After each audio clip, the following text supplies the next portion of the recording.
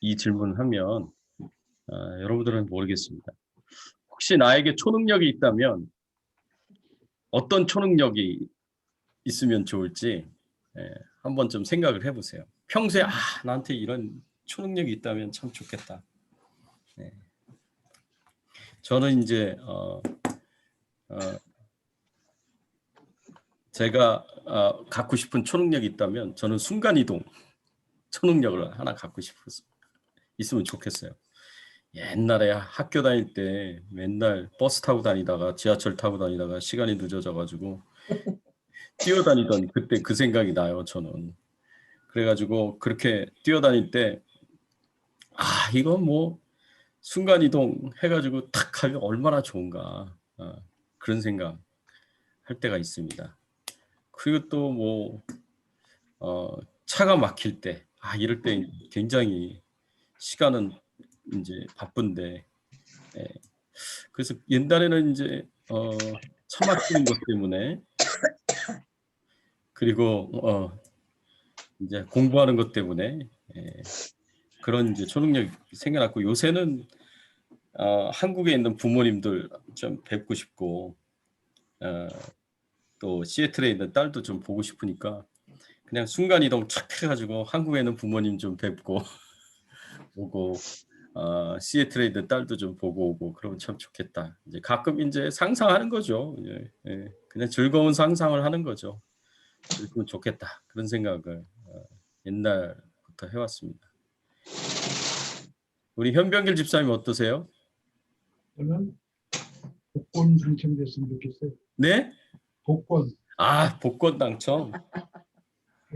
주백산 교회도 4층으로 다시 짓고 교회 건물 짓고 교회 건물 짓고 세계 선교하시고 선교 가서 그냥 돈 팍팍 쓰고 그래봤으면 그렇죠. 좋겠어요. 내가 집사님을 잘 알죠. 우리 집사님은 가지고 있는 거 선교사님들에게 그냥 계속 그냥 나눠주시고 퍼주시더라고요.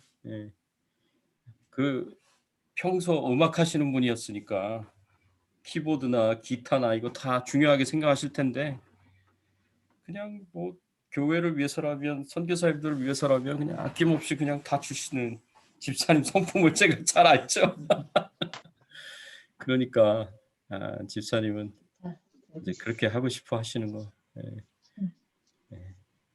복권 당첨되었으면 참 좋겠다. 그래서 복권을 좀 사셨어요?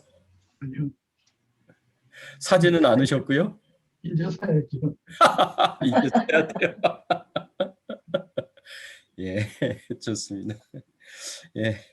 전영배 집사님 혹시 그런 그냥 즐거운 상상 해본 적 있으세요?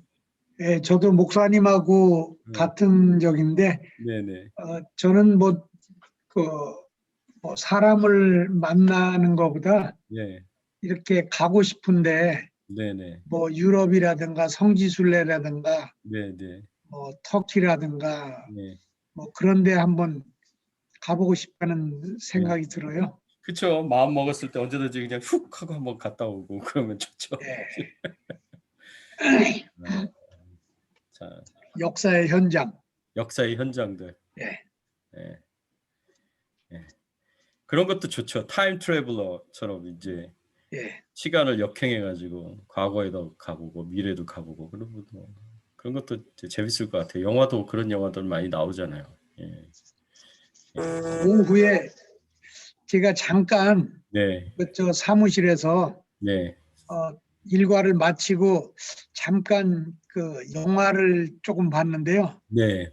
아라비아의 로렌스라는 영화를 옛날 영화인데 그걸 봤는데 정말 거기에 있는 그 말 낙타 이런 게 5,000마리가 동원되고 뭐 세계 10대 그 영화를 뽑으라면 가장 첫째 가는 영화가 그 영화라고 그러는데 그 오마 샤리프도 나오고 뭐 여러분이 나오는데 정말 그 멋있더라고요.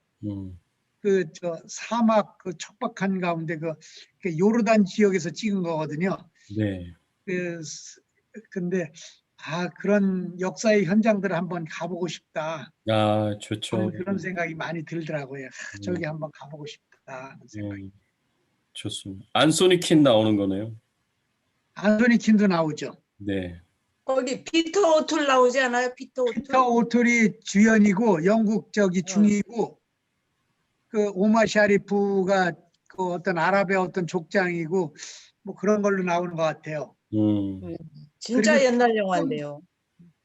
조금 좀 전에 또 그 영화를 보니까 뭐 옛날 영화가 연달아서 그 관계되는 게 쭉 나오더라고요. 근데 네, 네. 거기에 빠삐용이라는 게 영화가 나왔는데 아, 빠삐용 탈옥수 네. 이야기 너무 그 재밌죠. 스티브 맥킨하고 더스틴 호프만이 얼마나 연기를 잘하는지 아유 약간 이제 옛날의 추억에 좀 잠겨 들었었습니다. 그러셨구나. 아이고, 좋네요. 네. 그런데 그리고 한번 오ren 전도사님도 아시네요. 워렌 전사님이 은근히 영화 좋아하시는 것 같아.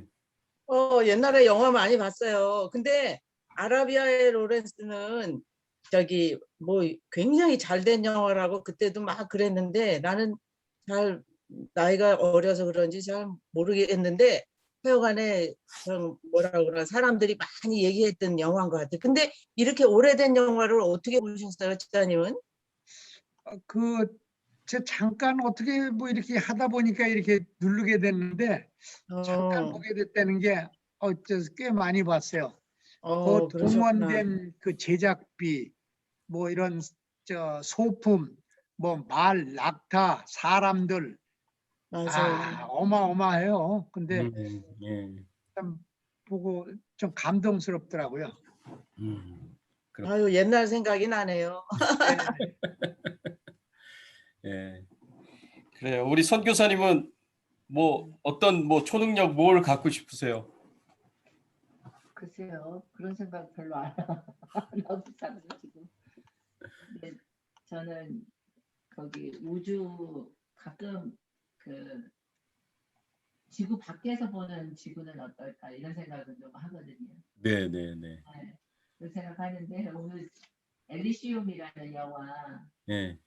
그거를 보는데 그 무시무시한 영화더라고요. 엘리시움이 어떤 영화예요? 그게 지금으로부터 한 150년 전 후에는 네. 이런 것들이 있을 거다. 그래가지고 이제 지구 밖에 행성을 만들어서 네네. 유토피아 같은 곳을 만드는 거죠. 그래가지고 어, 보호받는 사람들, 의료시설이 어떤 캡슐 안에 들어가면 모든 점을 다 고칠 수 있는 네. 의료시설을 가지고 있고 돈이 있고 뭐 권력 있는 사람들이 가서 살고 지구인들과 그 인간들을 이렇게 나누어지는. 근데 굉장히 무시무시한 영화인데 그게 정말 150년 후에 예수 그리스도가 오시지 않는다면 현실적으로 일어날 수 있는 일이라는 생각이 좀 들더라고요. 그래서 앨런 머스크가 지금 화성에 네, 로켓을 보내는 이유가 네, 그런 네, 거잖아요. 네. 그 화성에다가 네. 사람이 살 수 있는 시설을 만들어 가지고 근데 완전히 유토피아 같은 그런 곳을 만들어 놨더라고요. 그래서 이제 거기에 들어가기 위해서 거기 시민권을 가지고 있는 근데 여기 지구는 다 기계가 움직이는 거예요, 목사님. 로봇이.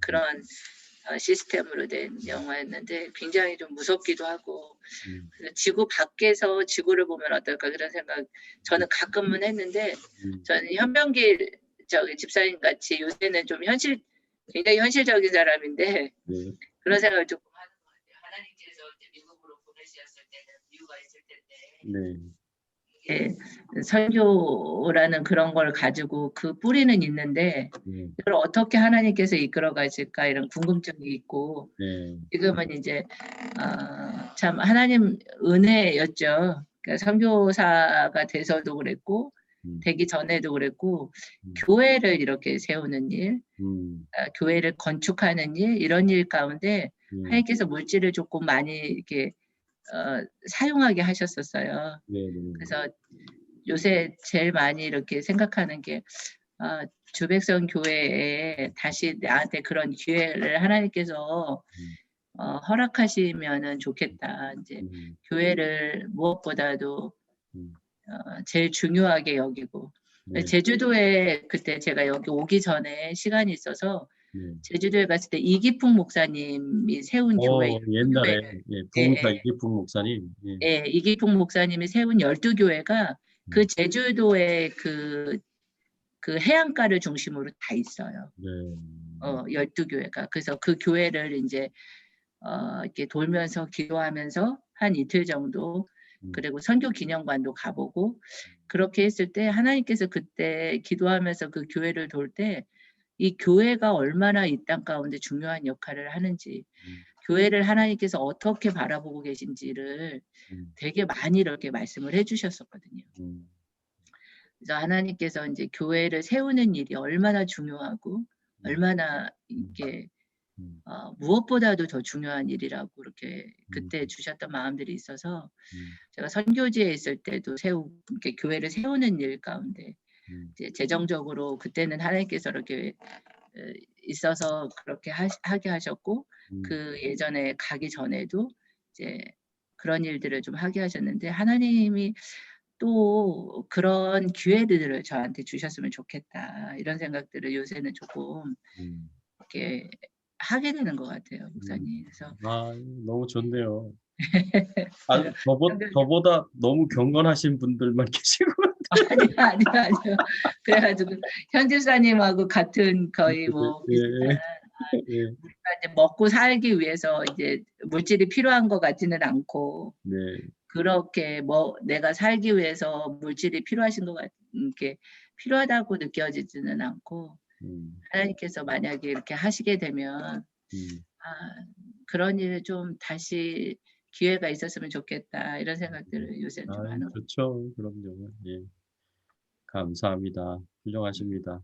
또 하나님께서 축복하셔서 주백성 교회를 위해서 그런 일 해주셨으면 좋겠습니다. 예, 축복이죠. 그렇게 기회를 가질 수 있는 게 너무 축복인 것 같아요. 예, 감사합니다. 오하련 전도사님. 네, 저는 지금 이 질문을 받고 보니까 별로 그런 생각은 안 하고 살았던 것 같아요. 근데 지금 갑자기 생각을 해보니까 사람 마음을 잘 얘기만 하면 잘 설득할 수 있는 능력이 있으면 좋겠어요. 예, 아이고야, 그거 제가 가져야 되는 능력인데. 그게 참 좋겠다는 생각이 들어요. 네. 좋습니다. 그래서 누구 설득하려고요? 그래, 전도해야지. 나오세요 하면 다 오정일 나와. 집사님부터 설득해 주세요. 전혀 설득을 안 당해 다들.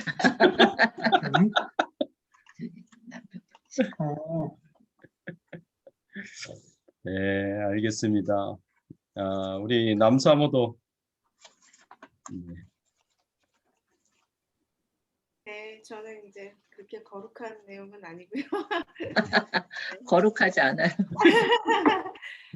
제가 이렇게 지금 성격이 조금 되게 밝게 되고 어디 가서든지 같이 얘기하면 많이 웃고 이제 그렇게 돼서 어느 날은 누구랑 얘기를 하고 난데 그분이 안 웃고 그 대화가 끝나고 집에 좀 아쉽고 이게 개그 본능이 있는지 근데 원래 성격이 이런 게 아니라 여러 훈련을 거치고 하나님을 향한 이제 믿음이 조금씩 더 성장을 하면서 근심을 많이 맡기고 이렇게 하다 보니까 더 성격이 밝아지고 이제 그렇게 된 거예요. 근데 이전에 저는 참 너무 진지하고 고민이 많고 아니면은 굉장히 아무튼 되게 사람이 굉장히 진지했거든요. 심하게. 근데 소용이 없는 얘기지만 마음대로 할 수 있다면 저희 딸이 어릴 때로 돌아가가지고 딸을 키우는데 최선을 다해서 기도하면서 키웠지만 많은 시간들이 굉장히 진지한 엄마 밑에 컸는데 제가 이제 성격이 이렇게 많이 변화되고 나서 생각했을 때 이 성격 그대로 어린 딸을 다시 키운다면 굉장히 재밌게 해주면서 키워주는 엄마가 됐을 텐데 그런 되게 아쉬움이 있어서 다시 딸이 어릴 때로 돌아가서 재밌는 엄마가 돼주고 싶다라는 생각이 좀 들면서 또 나중에 후회하지 않도록 날마다 목사님 웃겨드려야겠다 그 생각을 했습니다.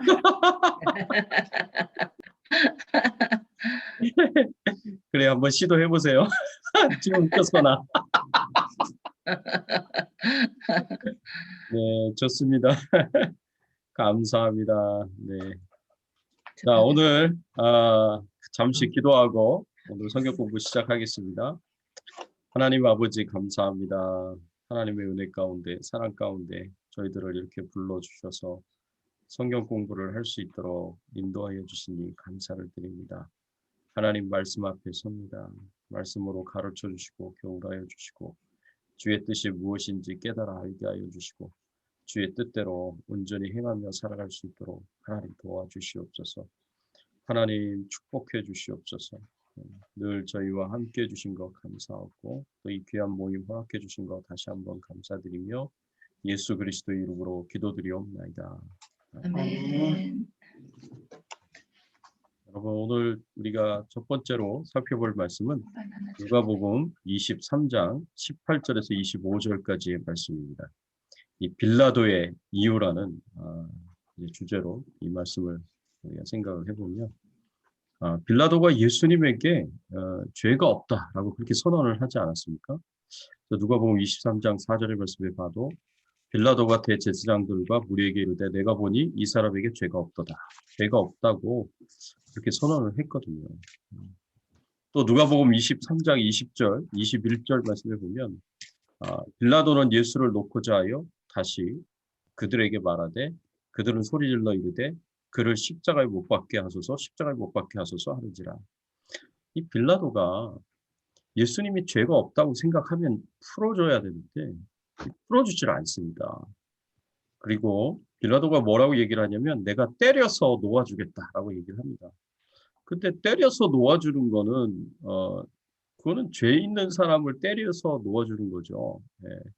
근데 죄가 없다고 하면서 때려서 놓아준다고 했던 거는 예수님을 고소한 고소인들이었던 산헤드린 공회의 대제사장의 무리들 그리고 그들에 의해 사주 받아서 이 자리에 있는 백성들 뭐 이런 사람들을 마음을 달래주기 위해서 이제 때려서 놓아주겠다라는 거죠. 근데 예수님의 입장에서 보면 아니 죄가 없는데 놓아줘야지 왜 때려서 놓아주나 이제 그렇게 생각할 수 있는 부분이죠. 오늘날 우리도 그렇게 생각할 수 있는 부분이죠. 그런데 어떻게 때렸어요? 채찍질로 때렸어요. 그것도 심하게. 그래서 온몸이 피투성이가 된 모습을 이제 대제사장의 무리들이 보고 또 백성들이 보고 예수님에 대한 뭐 분노, 진노 뭐 이런 것들을 달래주려고 그렇게 했습니다. 근데 어쨌든 때려서 놓아주겠다고 말을 했으면 채찍질을 한 것도 불법이었지만 채찍질까지 했으면 이제 놓아줘야죠. 그렇잖아요. 때려서 놓아주겠다 그랬으니까 내려 놓아줘야죠. 그런데 이 누가복음 23장 20절 21절 말씀에 보니까 빌라도는 예수를 놓고자 하여 다시 그들에게 말하되 라고 얘기를 했어요. 놓아줘야 되는데 예수님을 놓아주는 것을 놓고 또 대제사장의 무리들에게 이제 허락을 구하는 말을 하는 거예요. 내가 놓아줘도 되겠냐? 나는 이제 놓아줘야겠다. 놓아줘도 되겠냐?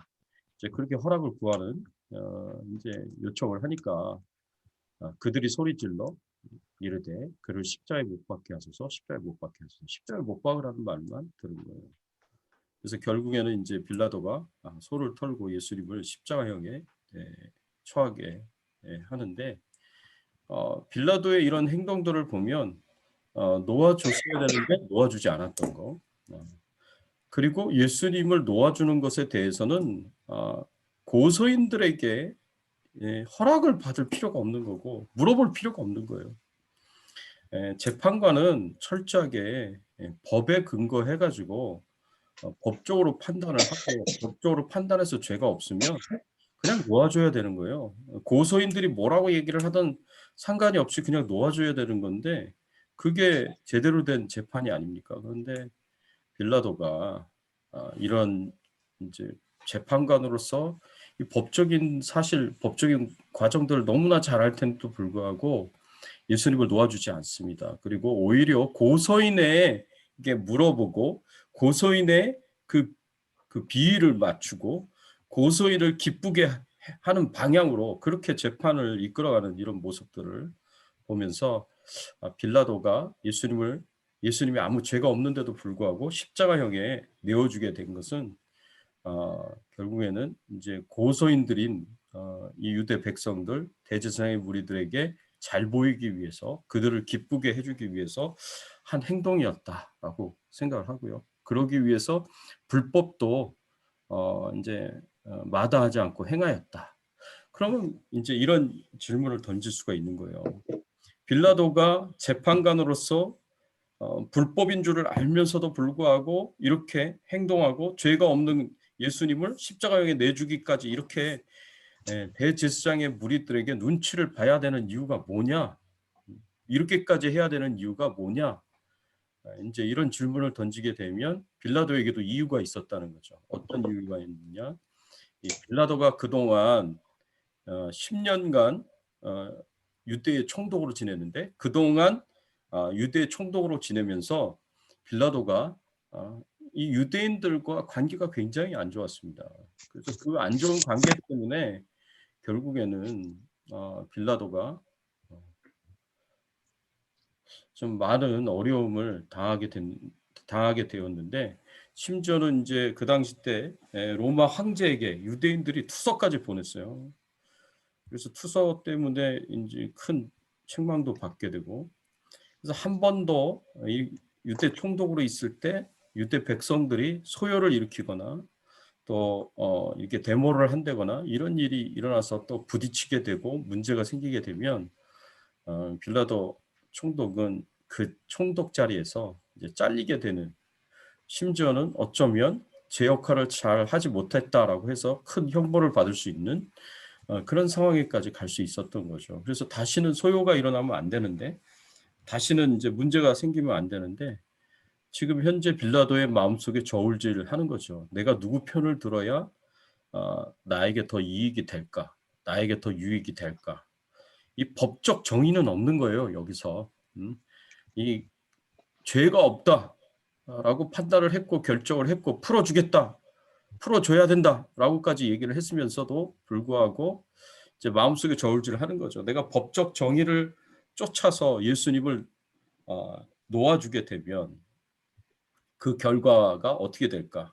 이제는 대제사장의 무리들과 백성들이 화가 나가지고 분노해서 시위를 한다거나 소요를 일으키게 된다면, 그러면 이제 로마의 총독으로서 자신이 그 시위를 진압을 해야 되면 이제 무력을 사용해야 되잖아요. 그렇게 되면서 또 사람들이 죽으면 그 시위가 더 커지게 되고, 그래서 문제가 되면 로마 황제로부터 오게 될 그 질책과 그 벌이 얼마나 크게 될까? 이런 것들을 다 생각하면서 저울질을 하면서 불법인 줄 알면서도 불구하고 예수님을 십자가형에 내준 거예요. 그래서 대제사장의 무리들의 마음을 기쁘게 하고 그 비위를 맞춰서 그들이 원하는 요구를 다 들어주겠다라는 거죠. 그게 이제 빌라도의 이유였습니다. 그래서 결국에는 이제 빌라도도 비겁한 사람이었다라고, 비열한 사람이었다, 불법을 행하는 사람이었다라고 우리가 그렇게 생각을 할 수가 있습니다. 그 다음에 두 번째로는 비아 돌로로사에서 나타난 예수님의 사랑. 첫 번째, 예수님이 비아 돌로로사 길을 걸어가시죠. 근데 그 비아 돌로로사 그 길에 그 길이 뭐냐면 여러분들이 잘 알고 계시다시피 빌라도의 법정이 있었다고 그 판단이 되는 안토니오 요새에서부터 골고다 언덕까지의 그 길이 비아 돌로로사라고 이야기를 합니다. 비아는 the way라는 것이고요. 돌로로사는 이제 그리프예요. 슬픔의 길이라는 거죠. 슬픔의 길. 그래서 이 비아 돌로로사는 슬픔의 길이다라고 이야기를 할 수가 있고요. 그리고 이 길이 바로 십자가의 길이었습니다. 십자가를 지고 가야 할 길이었어요. 그런데 그 길이가 저는 가보질 않아서 잘 모르겠지만, 직접 제가 재보지를 못했지만 여러 자료에 나타난 거 보면은 어떤 사람들은 뭐 400m에서 500m 정도다라고 얘기를 하고 또 어떤 사람들은 800m 정도다라고 이렇게 자료가 나와 있더라고요. 그래서 800m 정도가 더 우세하게 많이 나와서 저는 그냥 800m라고 그렇게 이제 설교도 하고 큐티 영상에도 말씀을 드렸는데 정확하게는 제가 가봐야 알겠습니다. 가보신 우리 전영배 집사님 비아 돌로로사 길이 몇 미터 정도 되는 것 같아요? 예, 820m라고 저기 그 가이드 분이 얘기를 해주셨고요. 네네. 그 비아돌로로사 그 길에 그 빌라도 법정에서 거기까지 가는 길에 13개인가 14개인가 14개. 손자국이 있어요. 그렇죠. 예. 손자국을 만들어 가지고 거기서 사진 찍게 하고 돈을 받고 막 이러더라고요. 거기는 팔레스타인 사람들만 다 있어요. 그 시장에는. 네. 그렇군요. 감사합니다. 우리 가서 직접 보고 오신 분이 한 820m 정도 된다 그러면 800m 정도가 맞는 것 같아요. 800m. 예, 그 정도가 이제 많이 그 얘기를 하더라고요. 근데 어쨌든 그 800m, 820m의 그 길이를 십자가를 지고 예수님께서 가셔야 되는 거예요. 근데 이 십자가가 굉장히 통나무로 만든 무거운 십자가였대요. 그 세로로 만든 거를 스티페스라고 얘기해서 세로 통나무를 스티페스라고 그래서 40kg 정도 되는 무게가 40kg 정도 되고 그다음 가로나무는 파티플룸이라 그래서 30kg 정도 되는 무게가 된다 그래요. 그래서 이 두 가지를 합치면 70kg 정도가 되는데 요 장면은 지금 요 그림은 Passion of Christ, The Passion of Christ의 그 장면입니다. 그래서 지금 구레네 시몬인가요? 예, 십자가를 지고 있는 게 구레네 시몬이에요. 그래서 예수님이 이제 이 십자가를 못 지니까 자꾸 넘어지시고 시간이 지체되니까 로마 병사가 거기서 구경하고 있었던 디아스포라 구레네라는 아프리카 북쪽에 애굽 그 밑에인 것 같은데 아프리카 그 북쪽 지방에 있는 거기서 사는 이제 유대인이었는데 디아스포라 유대인이었는데 6월절 절기를 지키기 위해서 지금 예루살렘에 온 거예요. 근데 사형을 당하고 이제 십자가형을 받아서 십자가를 끌고 가시는 예수님이 자꾸 넘어지는 그 모습을 이제 구경하고 있었는데 로마 병사가 그 구경꾼 중에 한 명이었던 구레네 시몬을 잡아 끌어가지고 억지로 십자가를 지게 만들었습니다. 그래서 예수님을 따르게 만들었어요. 그게 이제 23장 26절에 나옵니다. 그들이 예수를 끌고 갈 때에 시몬이라는 구레네 사람이 시골에서 오는 것을 붙들어 그에게 십자가를 지어 예수를 따르게 하더라라고 이렇게 말씀하고 있거든요. 근데 똑같은 내용을 기록하고 있는 마가복음 15장 21절 말씀해 보면 마침 알렉산더와 루포의 아버지인 구레네 사람 시몬이 시골로부터 와서 지나가는데 그들이 그를 억지로 같이 가게 하여 예수의 십자가를 지우고라고 이렇게 말씀하고 있는 내용을 볼 수가 있습니다. 그래서 구레네 시몬이 엉겹결에 억지로 예수님의 십자가를 지게 된 거예요. 예수님의 십자가를 지게 됐고 거기서 이제 예수님을 처음 만나게 된 거죠. 그래서 골고다 언덕까지 구레네 시몬이 이 십자가를 지고 갔는데 그 다음부터는 구레네 시몬에 대한 얘기가 복음서에서는 나오질 않아요. 이 이후에서는. 그런데 서신서에 구레네 시몬에 대한 이야기가 나옵니다. 그리고 마가복음 15장 21절에 마가가 기록한 이 마가복음에 이 마가복음은 베드로 복음이라고 이야기할 수 있는 복음이거든요. 베드로가 복음을 마가에게 가르쳐 주었고 전해 주었던 것을 마가가 기록한 것이기 때문에 사실은 이 마가복음은 베드로 복음이다라고 그렇게 우리가 봐도 되는 말씀입니다. 근데 이 말씀해 보니까 이 구레네 시몬에 대한 그 설명이 굉장히 자세하게 나와 있어요.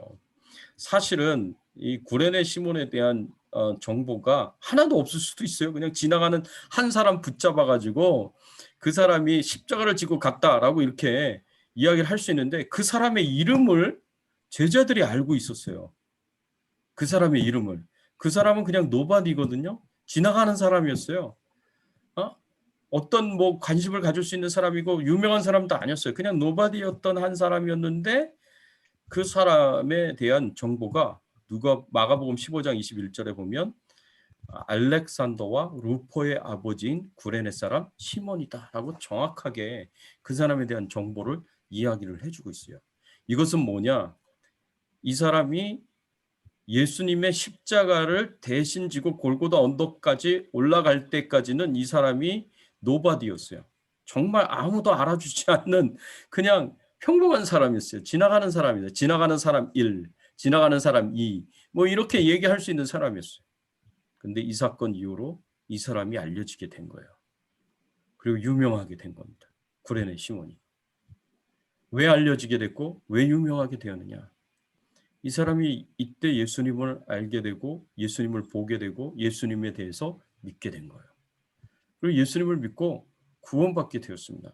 구원받았을 뿐만 아니라 그의 두 아들들까지도 예수 믿고 구원받고 초대교회에서 정말 귀한 사역을 했었던 훌륭한 그런 사역자였던 것 같아요. 알렉산더와 루포라고 이렇게 표현을 정확하게 한 걸 보면. 근데 사도 바울도 로마서 16장 13절에 이렇게 표현을 했어요. 주 안에서 택하심을 입은 루포와 그의 어머니에게 문안하라. 그의 어머니는 곧 내 어머니니라 라고 이렇게 얘기를 했습니다. 이 루포의 어머니가 누구냐면 구레네 시몬의 아내거든요. 와이프거든요. 그 구레네 시몬의 와이프에 대해서 내 어머니다라고 사도 바울이 그렇게 이야기할 정도로 이 구레네 시몬의 가족들과 사도 바울이 굉장히 가까이 교제하면서 지냈던 것 같고요. 그리고 이 사도 바울을 굉장히 위로하고 격려하고 용기를 주고 힘을 줬던 그런 사람이 바로 이 구레네 시몬의 와이프가 아니었겠는가. 그래서 내 어머니다라고까지 그렇게 표현해요. 내 어머니다. 이 내 어머니라는 표현은 그렇게 쉬운 표현은 아니잖아요. 그렇죠? 그만큼 이제 가깝고 그만큼 사랑을 많이 받았고 그만큼 구레네 시몬의 아내가 사역자들에게 굉장히 큰 어머니와 같은 사랑으로 돌봐 주었고 후원해 주었고 지지해 줬고 또 섬겼다라는 것을 생각을 해보면 초대교회에 정말 유명한 사람들이 되었구나라는 생각을 해볼 수가 있어요.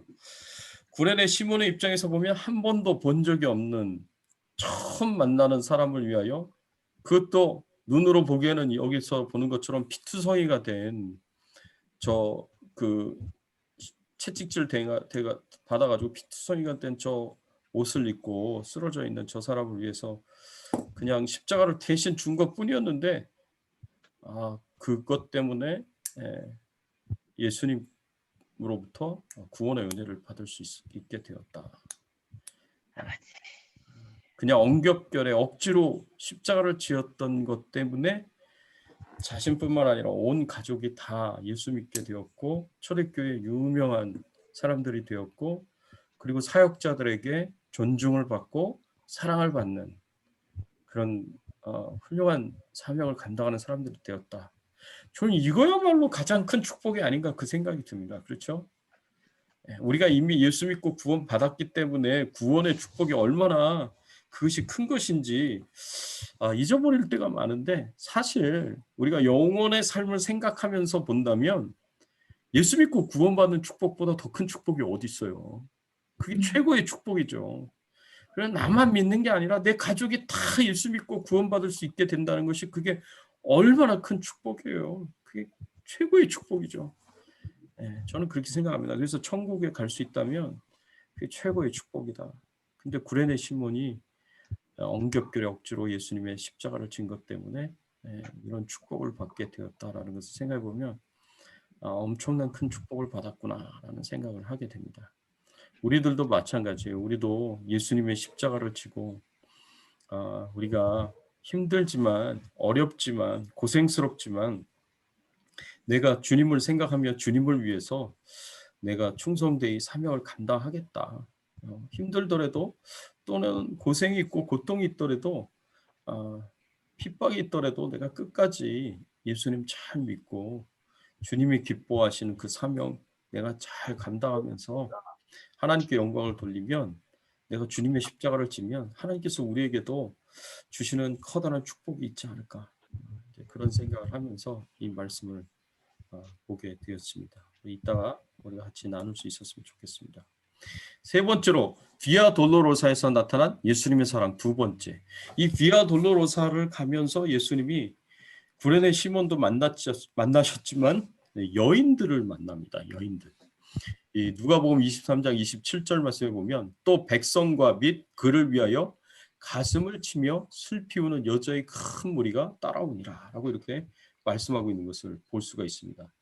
예, 이 여인들이 누굴까요? 가슴을 치며 슬피우는 여인들. 이 여인들은 이제 여러 사람들을 이야기를 할 수가 있는데 우선은 예수님의 어머니였던 마리아가 거기에 있을 것이고 또 이모 정도 격이 되는 요한과 야고보의 어머니였던 살로메가 있었고요.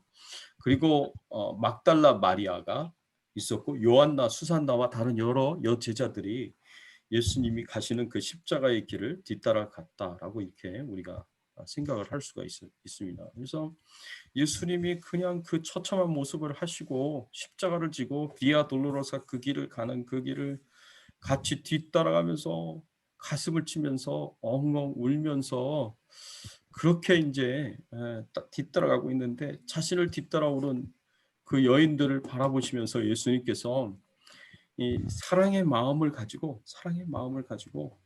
예수님께서 누가복음 23장 28절 29절의 말씀에 보면 이렇게 말씀을 하십니다.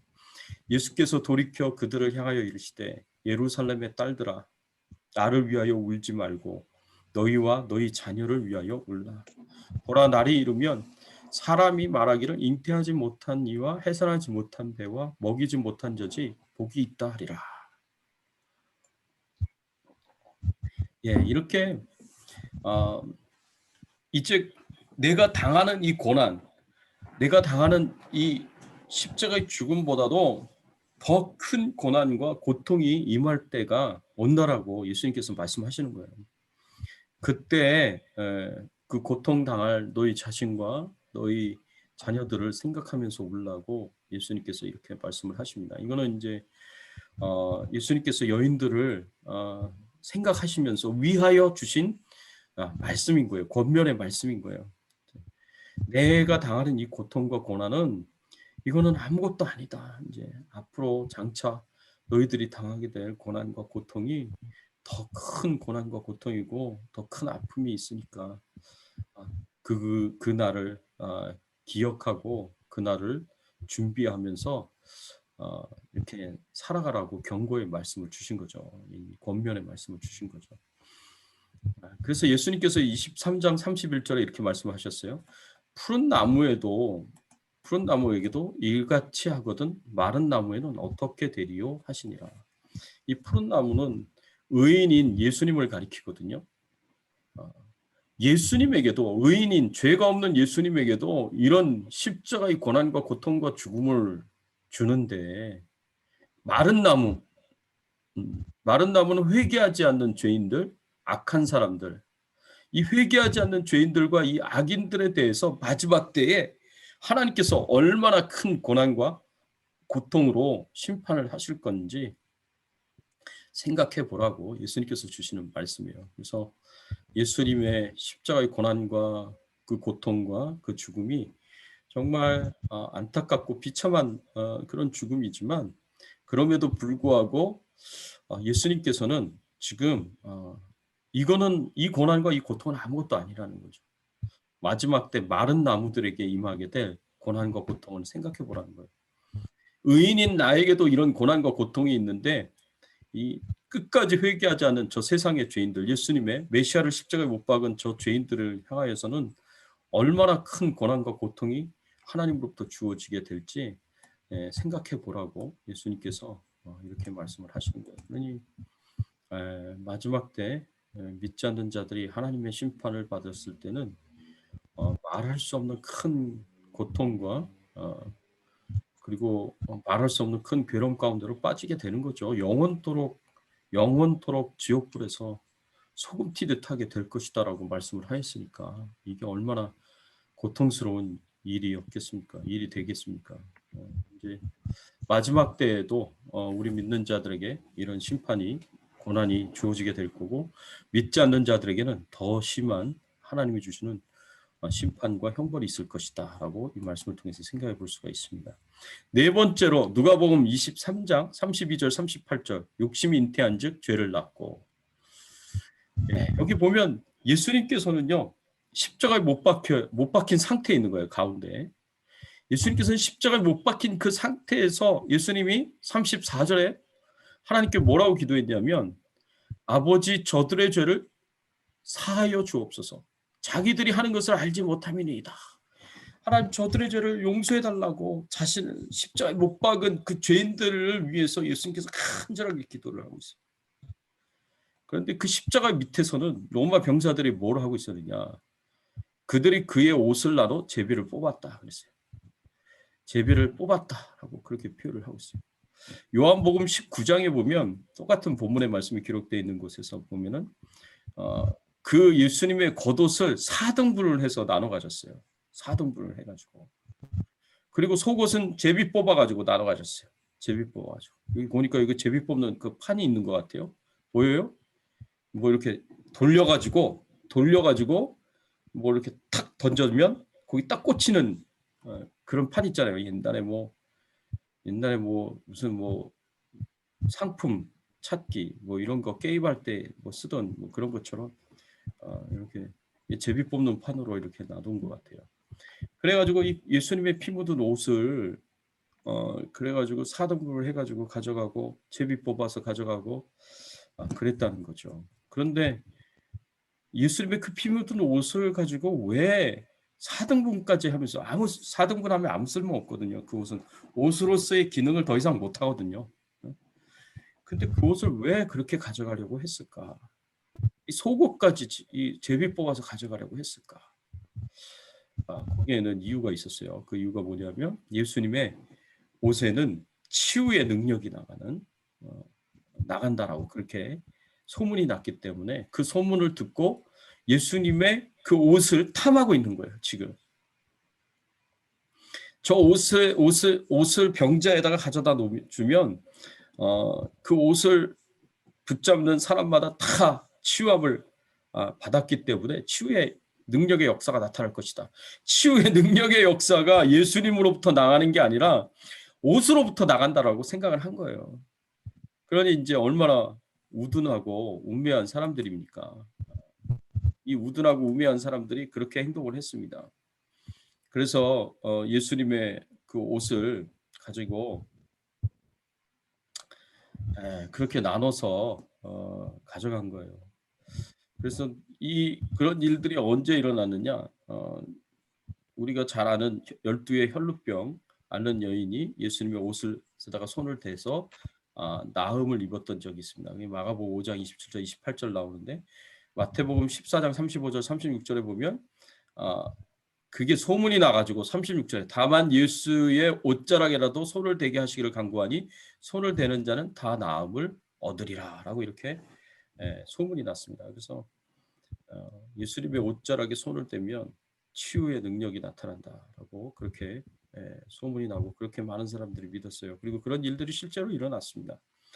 그러니까 예수님은 믿지 않아도 자신들의 손으로 예수님을 십자가에 못 박는다고 하더라도 예수님의 능력에 대해서는 탐하는 그런 로마 병사들의 모습을 생각을 할 수가 있죠.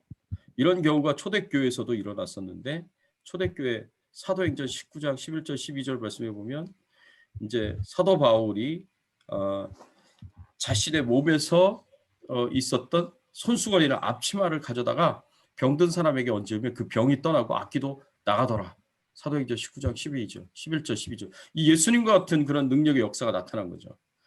그래서 이 사도 바울이 이렇게 이제 자신의 능력, 자신이 이제 예수 그리스도의 이름으로 병도 치유하고 귀신도 쫓아내는 그런 모습을 본 믿지 않는 사람들이 예수님을 믿지 않는 사람들이 사도 바울을 흉내내려고 그렇게 노력을 많이 했습니다. 그래서 유대인 마술사들도 그렇게 사도 바울을 흉내내어서 예수 그리스도의 이름으로 이제 귀신을 쫓아내고요.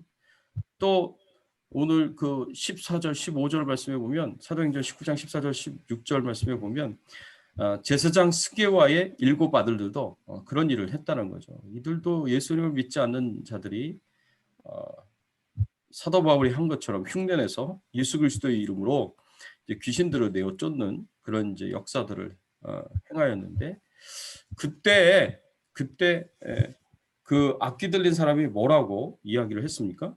내가 예수도 알고 바울도 알거니와 너희는 누구냐?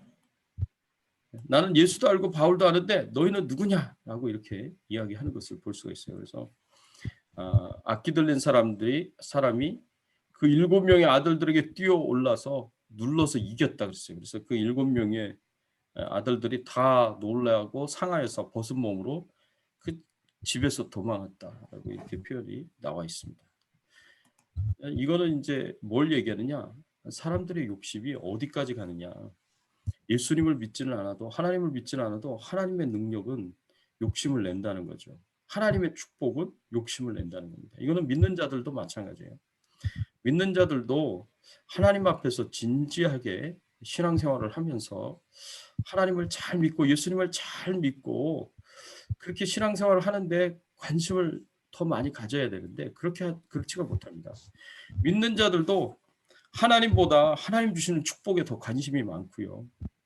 우리가 신앙생활을 하면서 진지하게 말씀대로 믿음 생활하면서 순종하면서 하나님의 뜻을 이루고 성취하는 일에 관심을 갖고 거기에 모든 노력을 다 기울여야 되는데, 이제 그것보다는 하나님의 축복받아서 잘 먹고 잘 사는 거, 이 부귀영화 누리는 거, 이런 거에 더 많은 관심이 있다는 겁니다. 그래서 신앙생활을 하면서 하나님께서 물질의 축복 주고 여러 가지 축복 주시는 거는 기대하고 바라고 간절하게 소원하면서 정말 내가 하나님 자신에 대해서 하나님과 영적인 교제를 나누는 일을 위해서, 내가 그 하나님의 말씀대로 순종하는 삶을 사는 것을 위해서, 내 신앙의 인격이 더 성장하고 성숙하는 것을 위해서, 하나님의 가장 큰 관심사인 복음이 땅끝까지 증거되고 하나님 나라가 땅끝까지 확장되는 이 일을 위해서는 별로 관심이 없어요. 그런 경우들이 많다는 거죠. 그래서 우리가 정말 예수님은 정말 온 인류의 죄를 다 지시고 십자가에서 지금 못 박혀 계시고 자신을 십자가에 못 박은 그 죄인들을 위해서 간절하게 진지하게 기도하고 계시는데 하나님께서 용서해 달라고.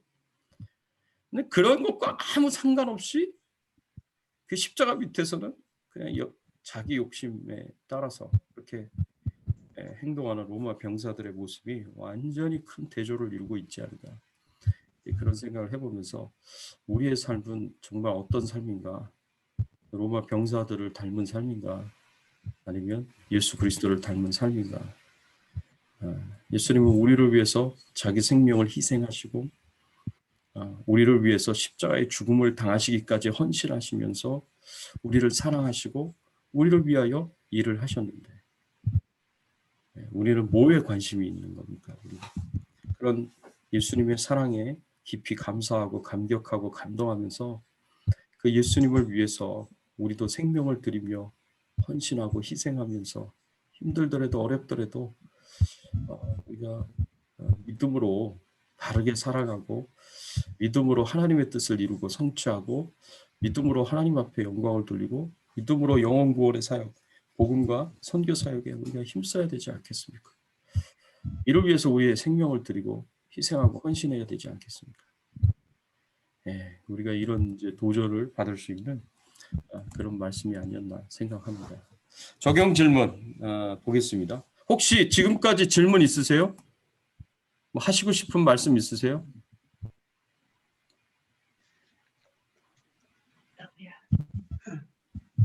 없습니다, 목사님. 네네. 다 괜찮으세요? 예. 예, 그러면 적용 질문으로 들어가겠습니다. 우리가 우리의 이익과 안전보다 더 중요하게 생각해야 할 것이 무엇인가? 우리가 우리의 이익과 안전만을 생각한다면 빌라도처럼 불의와 타협할 수 있고 하나님보다는 사람을 기쁘게 할 수도 있습니다. 그래서 아무 죄 없는 예수님을 십자가형에 내어줄 수도 있다. 이게 빌라도가 한 행동이죠. 그렇죠? 예수님 십자가를 중심으로 해서 주변에 있는 사람들의 캐릭터들이 이게 적나라하게 드러나는 거예요. 이 말씀들을 보면 이 주변에 있는 사람들이 어떻게 예수님이 십자가에 못 박히도록 컨트리뷰션 했는가. 나쁜 컨트리뷰션이죠. 나쁜 컨트리뷰션. 빌라도는 자기 이익과 자기 안전. 뭐 대제사장의 무리들도 마찬가지 아니었습니까? 대제사장의 무리들도 자기들의 기득권을 유지하기 위해서, 자기들의 이익을 위하여서 예수님을 십자가의 끝까지 못 박도록 밀어붙인 사람들, 주도적으로 밀어붙인 사람들 아닙니까? 거기에 협조한 빌라도죠. 다 똑같죠. 내 이익과 내 안전만을 생각한다면 빌라도처럼 우리는 아무 죄 없는 예수님을 십자가형에 내줄 수 있는 사람들이 될 수도 있다는 거죠. 우리가 예수님 당시 때, 그 당시 때 있다면 우리도 다를 바가 없는 사람이 아니냐, 이제 이 질문을 던져보는 겁니다. 그래서 나는 무엇을 중요하게 생각하면서 살아가고 있는가 한번 생각해 보십시오. 두 번째로 주님의 십자가를 지는 삶을 살 때 하나님이 어떤 축복을 주셨는가? 내가 주님을 위해서 헌신하면서 주님을 위해서 살아갈 때 하나님께서 내게 어떤 축복을 주셨는가? 구레네 시몬 이야기예요. 이거 구레네 시몬 엉겹결에 억지로 예수님의 십자가를 대신 짐으로 인해서 예수님을 알게 되었고 믿게 되었고 자신뿐만 아니라 가족 모두 예수 믿고 구원받는 축복을 받았습니다. 이 초대교회에서 유명해졌고 존중받는 귀한 사람들이 되었습니다. 이런 것들을 우리가 생각해 볼 수가 있고요. 세 번째로 마지막 때 일어날 핍박을 준비하고 있는가? 예수님께서는 뒤따르는 여인들에게 예수님을 위하여 울지 말고 앞으로 다가올 핍박과 고난으로 인해 자신과 자녀들을 위하여 울라고 말씀하셨습니다. 네 번째는 우리는 하나님보다 하나님이 주시는 축복에 더 관심을 가지고 있지 않은가? 우리는 우리의 믿음이 자라가고 성숙하게 되는 일보다 하나님의 뜻이 이루어지고 성취되는 일보다 내가 더 축복받고 잘 사는 것에 더 관심이 있지 않는가. 예수님께서 십자가에서 못 박혀 고난과 고통을 당하실 때 십자가 밑에서 로마 병사들은 예수님의 옷을 탐하고 있었다. 내 삶이 로마 병사들과 다를 바가 없는 것, 그런 삶은 아닌가. 우리가 진지하게 돌아보고 생각해 보자는 거죠. 저 같은 경우에는 2번을 좀 생각을 해보면 제가 하나님을 위해서 이제 살겠다고 헌신을 하고 서원 기도를 하고 나서 신학교 가가지고 예수님을 더욱 깊이 만나게 되는 그런 축복을 받지 않았는가 그런 생각을 하고요. 신학교에 가서 주님만 만났을 뿐만 아니라 와이프도 만나고 데이트도 하고 저는 사실은 이거 제가 고백하는 건데 저는 신학교 지원서 내고 3일을 울었어요. 이불 뒤집어 쓰고 3일 동안 울었어요. 왜냐하면 이제 고등학교에서 이제 대학 들어갈 때 좀 로망이 있잖아요. 로망. 뭐 여자분들은 잘 모르겠어요. 근데 저는 남자기 때문에 로망이 있었는데 어떤 로망이 있었냐? 대학 가면 여자친구도 좀 만나고 여자친구도 사귀고 데이트도 좀 하고 미팅도 좀 하고 그렇게 되지 않을까 이제 그런 생각을 했는데 신학교에다가 원서를 놓으니까 신학대학에다가 총신대학 거기다 원서를 딱 놓으니까 이제는 뭐 여자친구도 이제는 끝, 데이트도 끝, 미팅도 끝, 이런 로망 다 사라졌구나. 그냥 맨날 경건하게 말씀만 읽고 기도만 해야 되는구나. 그렇게 생각하고 3일을 울었어요. 그래서 3일을 울었어요. 로망이 끝났다 이제 생각을 하고 아니 네. 가보니까 제 아내가 있는 거예요. 그러니 얼마나 큰 축복이야. 감사하지. 그리고 또 믿음의 아내를 얻어서 결혼한 것도 축복이지만 또 자녀를 낳아서 믿음으로 잘 키우고 그래서 신앙생활을 잘 할 수 있는 그런 딸을 이제 낳게 된 것도 키우게 된 것도 저 개인적으로는 참 너무 감사합니다. 하나님 주신 큰 축복이다 생각하고 있어요. 그래서 구레네 시몬처럼 여러 가지 상황에 이끌려서 제가 하나님 앞에 서원을 해서 신학대학에 가고 또 목회의 길을 걸어가고 있지만 지금까지 하나님이 제게 주신 축복이 참 많구나. 너무너무 감사하구나. 이제 그런 생각을 하게 되었습니다. 그래서 참 신학대학 잘 들어갔다. 제가 목회의 길을 잘 왔다라고 그렇게 생각이 되고 하나님 앞에 감사하는 마음을 갖고 있습니다. 이거는 이제 제 개인의 고백입니다. 제 개인의 고백. 우리 다른 분들도 좀 나눠주시면 좋겠습니다. 현병길 집사님 뭐 하실 말씀 없으세요? 안 들립니다. 마이크 좀 키시고.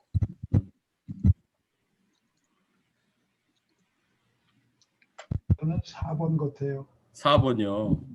네, 좋습니다. 쓸데없는 쪽에 관심이 많고 네, 그냥 욕심 없는 척하면서 그냥 자기 위해서는 다 챙기고 싶고 그러네요. 아니 복권 되면 주백선교회 세울 생각을 갖고 계시잖아요, 선교사님. 그 물론이죠. 그래서 어떻게 그거는 뭐 좋은 일이잖아요. 그렇게 되면 건달들도 교회도 많이 와서 저기 한다고. 네. 그래요? 현민영 권사님도 교회 와서 이제 열심히 이제 사명 감당하시겠대요? 좋습니다. 감사합니다. 고맙습니다. 네, 유치원 유년주일학교 질문 하나 할게요. 유년주일학교 질문 하나 할게요. 네, 질문이요. 네네네네.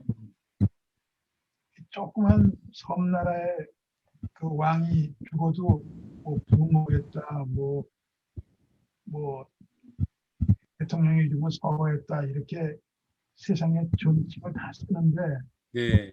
왜 만왕의 왕이라고 하면서 기독교에서는 예수님을 죽었다 외에는 존칭을 안 붙이죠. 네. 글쎄요. 그건 예수님이 겸손한 거하고는 별개잖아요. 네. 난 죽었다는 소리 외에 경어를 쓰는 걸 어떤 목사님한테도 못 들어봤거든요. 그런 것 같아요. 저는 한 번도 그런 쪽으로 생각을 못했어요. 왜 그러죠? 네. 예수님에 대해서는 탄생이라고 얘기하시고 강림이라고 얘기를 하시고 승천에 대해서도 얘기를 하시지만 예수님의 죽음에 대해서는 그냥 죽었다. 죽음에 대해서는 그냥 죽음이라고 얘기하는 것 같아요. 아마 그것이 예수님이 십자가에 죽으신 것이 만왕의 왕으로서 돌아가신 것이 아니라 우리의 인류의 죄를 대신 지시고 하나님 앞에서 죄인으로서 죽은 죽음이기 때문에 혹시 그렇지 않은가? 한번 생각을 해볼 수도 있겠습니다. 한 번도 그런 쪽으로는 집사님 제가 생각해 본 적이 없네요. 진짜. 그러네요, 진짜. 그래도 예수님의 십자가의 죽음에 대한 그 죽음의 의미가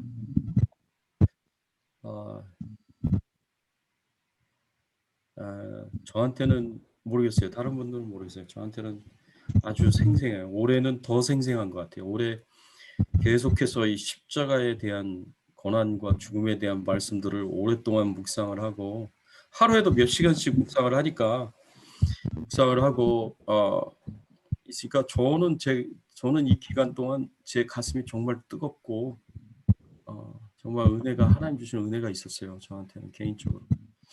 여러분들에게도 그런 은혜가 있었는지 모르겠지만 그래서 오히려 죽음이라는 단어가 예수님의 그 위대하심을 깎아내리는 그런 생각은 못 해봤는데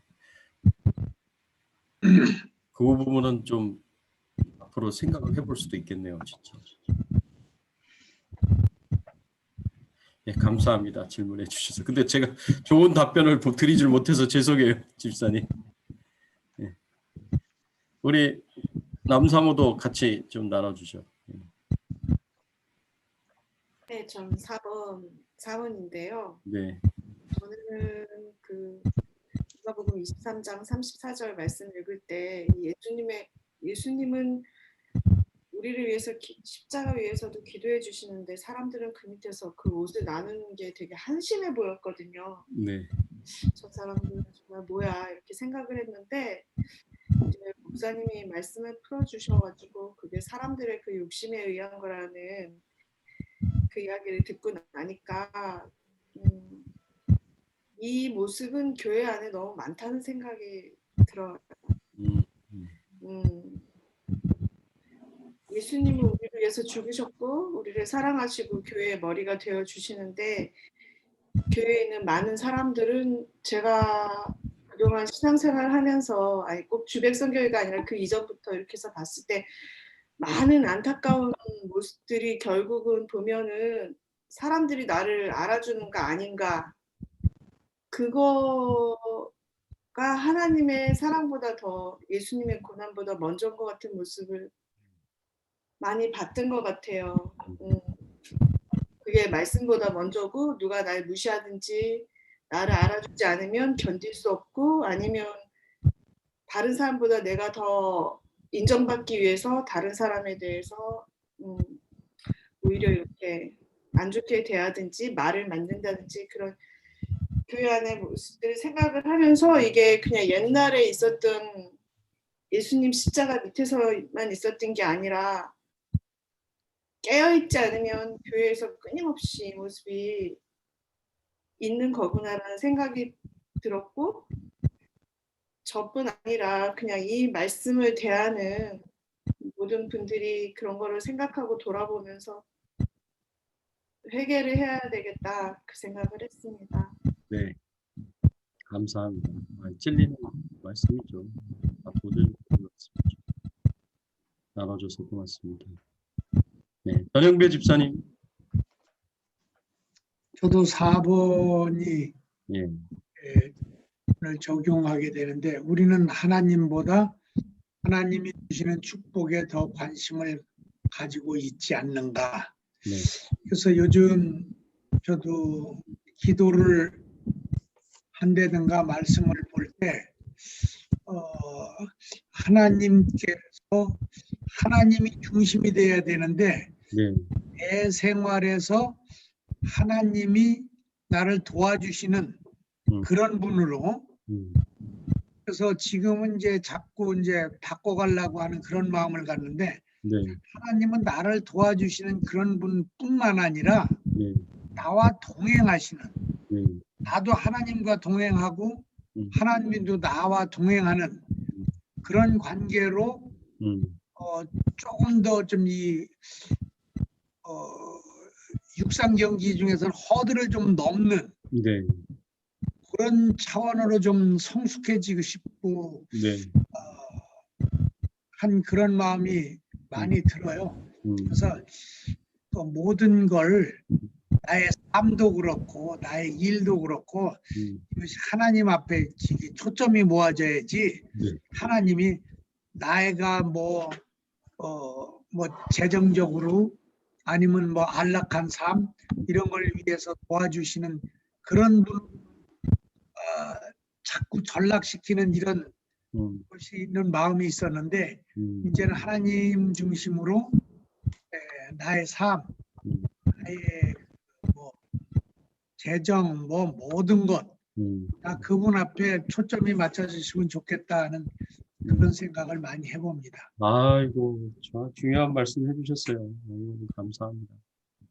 그래서 기도는요, 하나님을 내 뜻대로 변화시키는 게 아니라 기도는 하나님의 뜻대로 내가 변화되는 거다. 그런 말이 있어요. 그런 거죠. 내 중심이었던 것이 기도하면서 하나님 중심으로 바뀌는 거죠. 말씀하신 것처럼. 그래서 하나님의 뜻이 더 우선이 되고 하나님이 원하시는 것이 더 우선이 되고 그게 더 중심이 되는 거죠. 굉장히 중요한 말씀 해주셨네요. 아주 좋은 적용을 하신 것 같아요. 그렇게 잘 되셨으면 좋겠습니다. 네, 감사합니다. 네. 다음이 사모님 나눠주실래요? 네. 저도 이제 4번을 이렇게 보는데 네.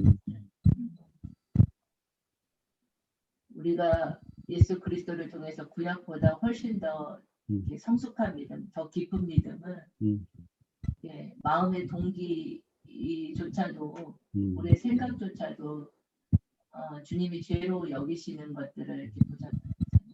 그러니까 행동하는 것으로 제 결과지만 우리 안에 어떤 마음을 갖고 있는가 이런 것들을 예수님은 더 많이 산상수훈에서 지적하시잖아요. 네. 저처럼 늘 마음에 계속 되뇌이고 제일 많이 생각하는 게 뭐냐면 하나님 제 마음 가운데 어떤 생각들을 제가 가지고 있는가 네. 제 마음의 동기가 뭔가에 대해서 되게 많이 이렇게 기도할 때나 네. 성경 볼 때나 많이 이렇게 집중을 하는데 네.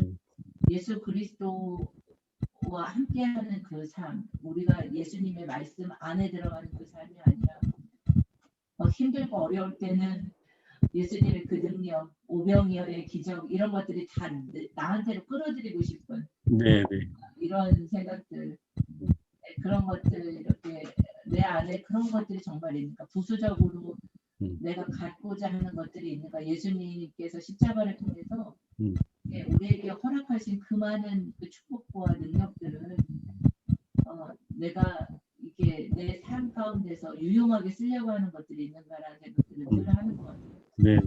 요새는 네, 저희 윗집에 있는 어떤 다른 교회 분이신데요, 권사님이신데 네. 제가 그분을 보면서 하나님 제가 천국을 저만큼 소망합니까? 이런 생각이 한편으로는 의문이 들고 그분은 이제 아드님이 몇 년 전에 심장마비로 돌아가셨대요. 그러면서 이제 아들이 가 있는 천국을 소망하는데 달마다 그 천국을 소망하시는 거예요. 그런데 또 하나의 그 크리스천은 하나님 저분 안에 십자가가 있습니까? 이런 퀴즈는 있는 거예요. 내가 예수 그리스도의 그 십자가 때문에 그 능력 때문에 내가 천국으로 갈 수 있는 확신과 소망이 예수님 때문에 내가 천국을 소망하는 것이 아니라 아들에 대한 그리움 때문에 천국을 소망하는가? 이런 크리스천이 이렇게 의문점이 있으면서 하나님 저는 다른 어떤 것이 아니라 오직 예수 그리스도 때문에 천국이 소망되어지는 사람 되길 원합니다. 그런 마음들 들면서 그 예수님이 우리에게 주시는 축복과 그런 능력들, 은사들 이런 것들이 내 안에서 정말 내 것으로 이기적인 내 것으로 다른 사람들에게 보이기 위해서 이렇게 쓰여지지 않았으면 좋겠다. 이런 생각들을 이번 주는 좀 내내 했던 것 같아요. 네. 감사합니다. 네, 고맙습니다. 다들 훌륭하신 것 같아요. 저보다 다 훌륭하신 것 같아요. 너무 감사합니다. 귀한 나눔 해주셔서. 예. 오하련 전도사님 마지막으로. 네, 저는 1번 빌라도가 그렇게 그렇게 해서 이제 결론이 이렇게 예수님이 십자가에 못 박혀 죽이는 그 장본인으로 이제 역할을 하고 말았는데 제 자신을 가만히 생각하면 그냥 평범한 환경과 이런 속에서는 뭐 그냥 잘 넘어가요. 그냥 냉정하게 이성적으로 뭘 붙어가면서. 근데 때로 내 안전, 이익, 위치 뭐 이런 것을 위협받는 순간이 딱 다가온다 그러면 본성적으로 이거를 그냥 공격적으로 방어하고 막 어떻게든지 막아보려는 그 모습, 그 하나님의 가르침대로 하지 못하는 그 모습이 피로 드러난단 말이에요. 그 남들은 뭐 내가 100%면은 100% 느끼면 남들이야 뭐 한 20%밖에 못 느끼겠지만은 내 자신은 그렇게 느낀단 말이에요. 네네. 그런데 이 일을 어떻게 하면 좋으냐. 오라 난 공고한 사람이로다. 그래. 근데 이걸 완전히 벗어날 수가 없어요. 솔직히 말해서 나는. 그래서 막 진짜 그 범죄인이 따로 없는 거예요. 그래서 별 수 없다. 예수님 도와주세요. 도와주세요. 이러면서 사는 거예요. 저는 이상입니다. 근데 예. 내가 너무 솔직하게 얘기했나? 아니, 우리도 다 같이 그런 마음이 있지. 예, 그렇죠. 예, 우리도 다, 예, 다 그런 부분이 있죠. 예. 참 이런데 초월하면서 끝까지 예수님처럼, 예수님 참 대단하신 분 같아요. 예. 그 예수님의 이익과 안전이 위협을 당하는 그런 상황인데, 그런 상황을 뻔히 보고 계시면서도 마지막 6월절 저녁 식사, 마지막 만찬하면서는 제자들을 축복하시고 제자들에게 끝까지 사랑의 모습을 보여주시고 붙잡혀서 온갖 조롱과 모욕을 다 당하시면서 외로운 가운데 계셨으면서도 불구하고 자기를 위하여 십자가를 져준 구레네 시몬을 또 축복하시고 또 뒤따라서 가슴을 치며 우는 여인들을 또 축복하시고 십자가에 못 박히셨어서는 자신을 십자가에 못 박은 사람들을 위해서 또 하나님께 용서해달라고 또 축복하시고 이런 이제 예수님의 모습을 보면 그냥 상상할 수 없는 수준에 계신 분 같아요. 진짜 그 가운데서도 평정심을 잃지 않으시고 그 가운데서도 오히려 나보다는 상대방을 먼저 생각하고 그들을 축복하시고 용서해 주기를 원하시고 이런 사랑을 베푸시고 이런 모습들이 그냥 십자가의 고난과 죽음을 계속 묵상하면서 참 그게 예수님의 모습이라는 것을 생각하면 감사하죠. 참 제가 믿는 우리가 믿는 하나님의 수준이 이런 분인데 얼마나 대단하신 분입니까? 더욱 닮아갈 수 있었으면 좋겠습니다.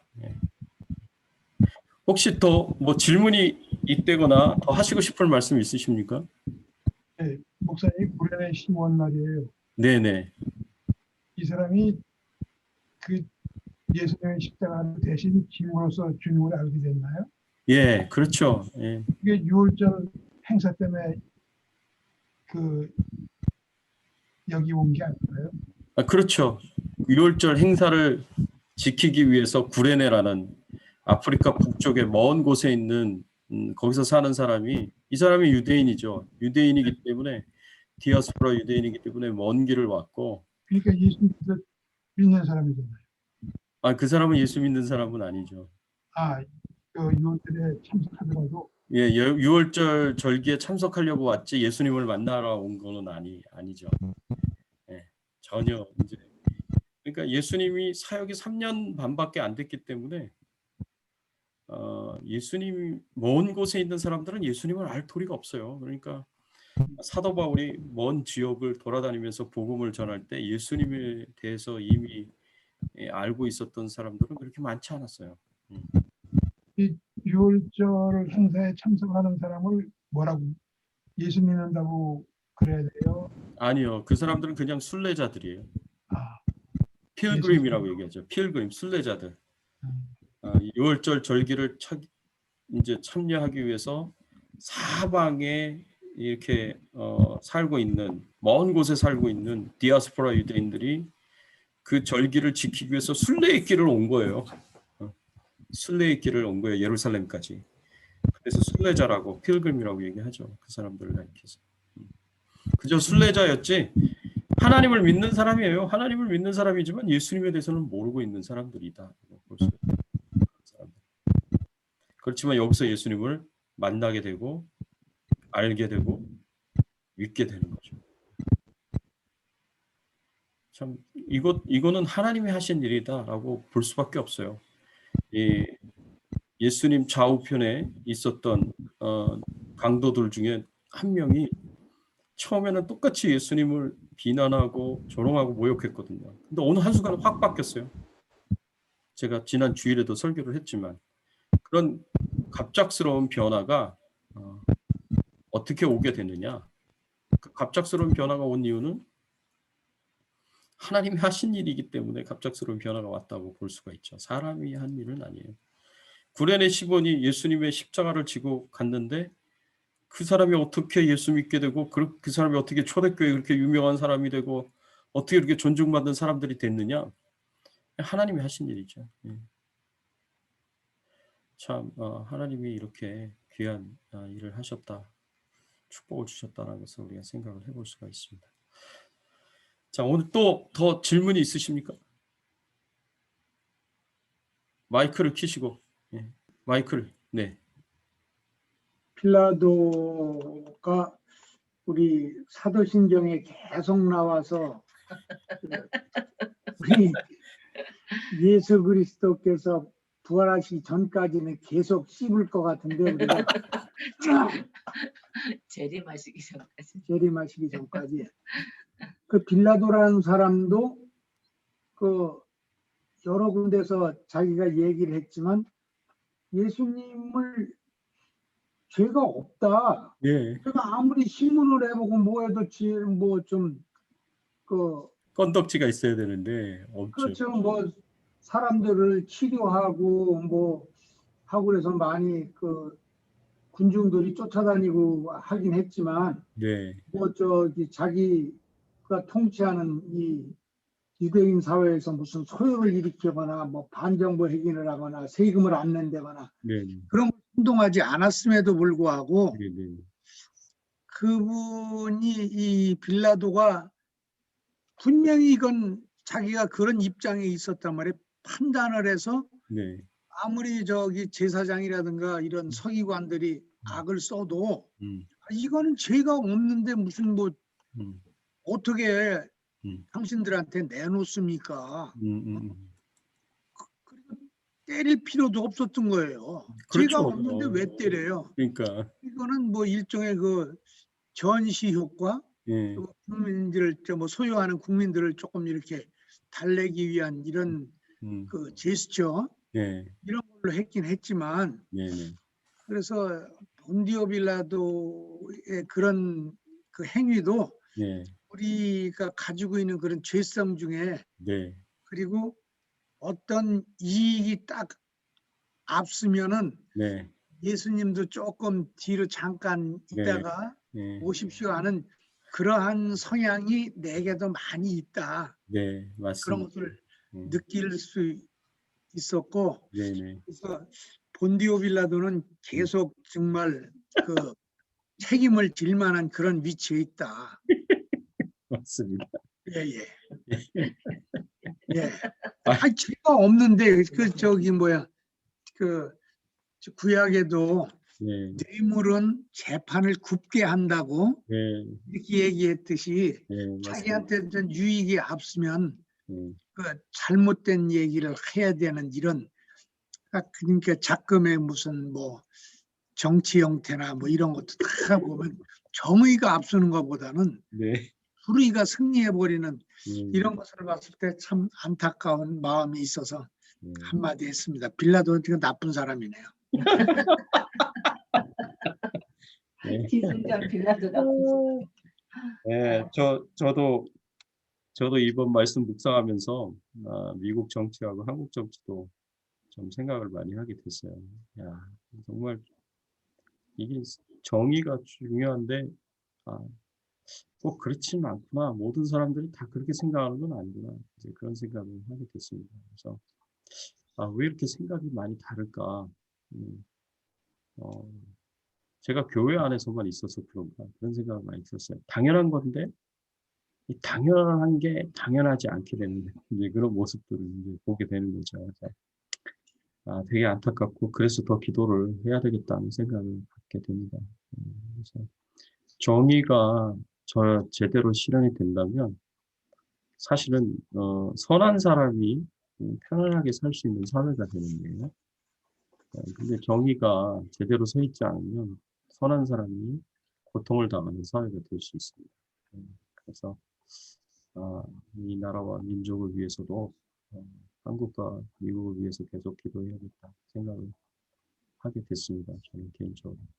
여러분들도 생각나시는 대로 기도해 주시고 제가 지난 주 중에 또 이제 제가 기회가 되면 또 설교를 하겠지만 지금 하원에 통과된 평등법 이거는 이제 한국말로 하면 그게 뭐죠? 한국말로 뭐라 그러죠? 차별금지법? 차별금지법. 네. 네, 차별금지법하고 똑같은 건데 되게 심각해요. 제가 이번 주 중에 세미나를 평등법 그 세미나를 다녀왔습니다. 그랬더니 일부러 좀 갔어요. 제가 이 평등법이 여러 이야기를 듣기는 했지만 좀 더 이렇게 체계적으로 구체적으로 전문적으로 제 생각을 정리하기 위해서 갔다 왔는데 정말 심각하더라고요. 이 평등법이. 지금 교회에 대해서는 뭐 말할 것도 없고 이제 정말 2세들, 3세들 앞으로 이제 우리 후손들이 엄청 큰 어려움을 당할 수 있는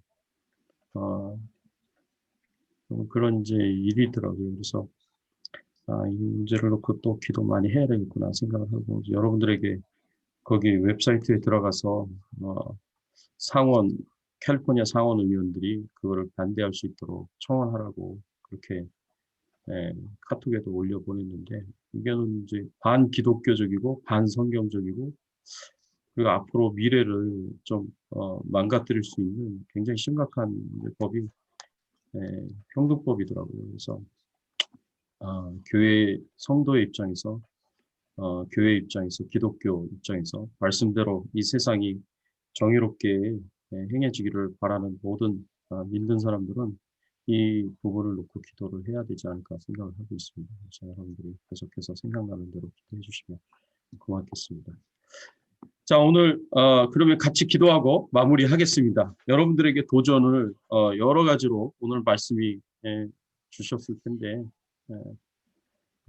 여러분들이 생각하면서 마음의 도전을 받은 대로 그거를 놓고 같이 한번 통성으로 기도하고요. 마무리 기도를 우리 전현배 집사님 해주시면 감사하겠습니다. 함께 기도하겠습니다. 하나님 아버지 하나님, 감사합니다. 감사합니다. 오늘 통해서 저희들에게 가르쳐 주시고 고난을 인도하여 하나님 주시고 아버지 깨닫게 하여 주시고 묵상하면서 감사드립니다. 아버지 하나님 하나님 사람이 홀로 얼마나 영광을 받아 연약하고 주시옵소서. 사람이 그리고 사약하고 찬양을 받아 주시옵소서. 그것을 아버지 하나님 하나님 아버지 볼 수 감사합니다. 있었습니다. 아버지 하나님 감사합니다. 아버지 하나님 아버지 하나님 감사합니다. 아버지 하나님 주님께서는 정말 아무 죄가 없었음에도 하나님이 아버지 도와주시고 하나님 감사합니다. 하나님께서 적극적으로 의로우시고 변화하시지 않습니다. 아버지요.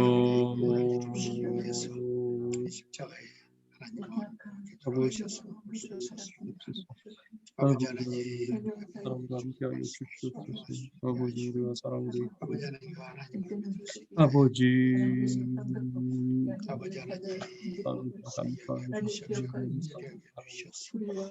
아버지 하나님 아버지 하나님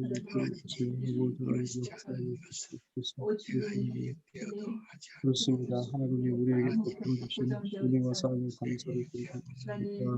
예수 그리스도를 믿고 주님의 길을 따라가며 십자가를 지고 주님을 위하여 살아가는 그 모든 삶을 주께서 기억하여 주시고 하나님께서 구련의 심호를 축복하여 주시고 저희들을 축복하여 주시고 저희들에게 은혜를 베풀어 주시옵소서. 하나님 영광을 받아주시옵소서. 하나님 우리가 어떻게 신앙생활을 해야 하겠습니까? 하나님보다 하나님이 주시는 축복에 더 많이 관심을 갖고 하나님보다 축복을 더 사랑하는 신앙이 되지 않게 하나님과 인격적인 교제를 나누며 하나님 앞에서 바르게 신앙생활할 수 있는 저희들이 되게 하여 주시옵소서. 진지하게 하나님의 말씀을 고민하며 그 말씀대로 순종하는 삶을 살아가게 하시고 주의 뜻을 이루고 성취하면서 하나님 나라의 사명 감당하게 하시고 복음과 선교의 사명 감당할 수 있는 저희들 되게 하여 주시옵소서. 하나님 감사합니다. 하나님 주신 축복으로 마음껏 주님을 섬기며 하나님 나라를 섬길 수 있는 저희들 되게 하여 주시옵소서. 하나님 아버지 참으로 감사합니다. 오늘 이 저녁에 예수님의 고난을 우리가 묵상하면서 아버지 하나님 많은 것을 깨달을 수 있게 하여 주시니 감사합니다.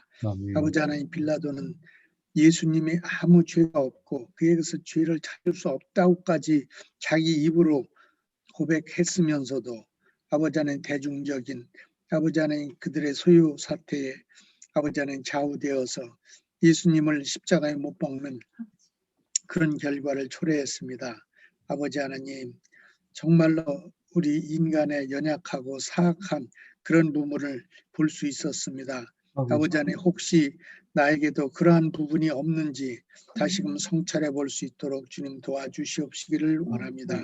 아버지 하나님 주님께서 원하시면 내가 싫어도 할 수 있게 하여 주시옵시고 내가 원해도 주님께서 싫어하시면 하지 않는 그러한 믿음의 삶을 살아갈 수 있도록 주님 도와주시옵소서. 아멘. 아버지 하나님 주님께서는 나를 도와주시는 분뿐만 아니라 주님과 나와는 동행하는 그런 같이 아버지 하나님 동행하는 그런 삶을 살아갈 수 있도록 주님 도와주시옵시기를 원합니다. 아멘. 아버지 하나님 우리의 삶의 초점이 주님의 영광을 위해서 주님을 위해서 사는 그런 삶의 초점이 모아질 수 있도록 주님 도와주시길 간절히 바라옵고 원하옵나이다. 아버지 하나님 우리가 말씀을 듣고 이게 지식으로 끝나지 않게 하여 주시옵시고 내 삶을 통해서 조금이라도 날마다 성장하고 성숙하는 그런 믿음의 삶을 살아갈 수 있도록 주님 도와주시길 간절히 바라옵고 원합니다. 아멘. 아버지 하나님 이제는 주님을 위해서 살기를 원하오니 부족하지만 주님께서 늘 깨우쳐 주시옵시고 말씀에 로 깨닫게 하여 주셔서 정말 말씀이 가라는 데까지 가고 멈추라는 데서 멈출 수 있는 우리의 믿음 생활 될 수 있도록 축복하시고 인도해 주시옵소서. 아멘. 아버지 하나님 늘 저희들을 영적 성장을 위해서 수고하고 애쓰시는 우리 김성기 목사님 주님께서 특별히 붙들어 주시고 늘 성령 충만하게 하여 주시옵시고 아멘. 아버지 하나님 영육간에 더욱더 강건할 수 있도록 붙들어 주시옵시며 아버지 하나님 할 수만 있으면 아버지 하나님 정말로 휴식의 시간도 가질 수 있는 우리 목사님 될 수 있도록 여러 가지 환경을 조성시켜 주시옵시길 간절히 바라옵고 원합니다. 아멘. 이제 며칠 있으면 이제 주일을 맞게 되는데 아버지 하나님 주일에 정말 주님을 다시 만나며 주님이 주시는 그 말씀을 내 삶을 통해서 적용하고 실천해 나가는 우리 주일이 될 수 있도록 말씀을 듣는 시간이 될 수 있도록 주님 인도하시고 역사해 주시옵소서. 아멘. 감사드리오며 우리 주님 예수 그리스도의 이름으로 기도합나이다. 아멘. 감사합니다. 감사합니다. 네, 예. 수고하셨습니다. 예, 평안한 밤 되세요. 네. 감사합니다. 네.